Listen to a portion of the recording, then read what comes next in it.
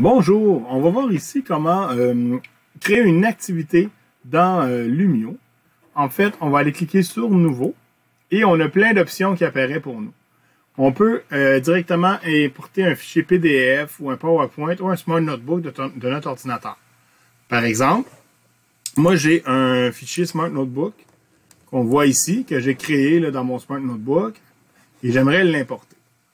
Alors, ce que je vais faire, je vais aller dans, ici, importer une ressource, de mon poste de travail, et je vais aller chercher mon document, ici.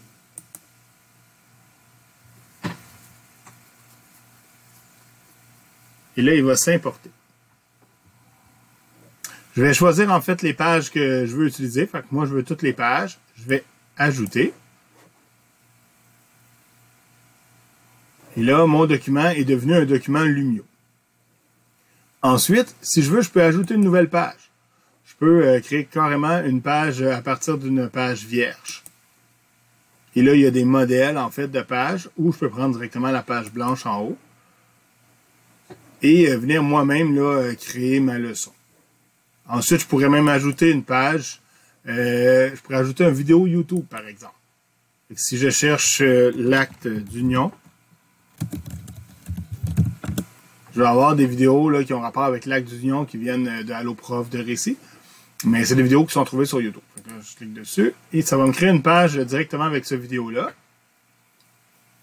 Et ensuite, en fait, à chaque fois, là, je peux ajouter d'autres pages aussi, des activités de Desmos, des activités interactives du centre FET là, qui fait des trucs en sciences. Et on pourrait aussi ajouter des éléments à manipuler.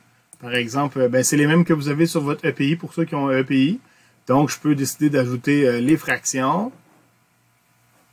Et ensuite, je pourrais ajouter aussi les organisateurs graphiques, là, comme sur votre EPI, tous les tableaux ou les diagrammes, comme par exemple le diagramme de Venn. Et là, ma leçon est créée. En fait, si je veux la renommer, c'est ici, là, il s'est nommé comme le premier, comme le fichier, vu que je suis parti d'un fichier qui existait déjà. Sinon, je pourrais le nommer, là, il n'y aurait pas de nom. Je peux d'ailleurs le renommer, là, comme je veux. Activité démo, par exemple. Quand je fais finir la modification, le fichier se retrouve dans mes récents. Puis je vais pouvoir aussi le déplacer vers un dossier. Donc, si je fais déplacer jusqu'à, je peux le déplacer dans un dossier que j'avais déjà créé.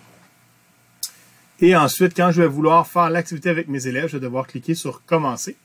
Mais je vais faire une autre vidéo pour vous expliquer le fonctionnement des activités avec les élèves.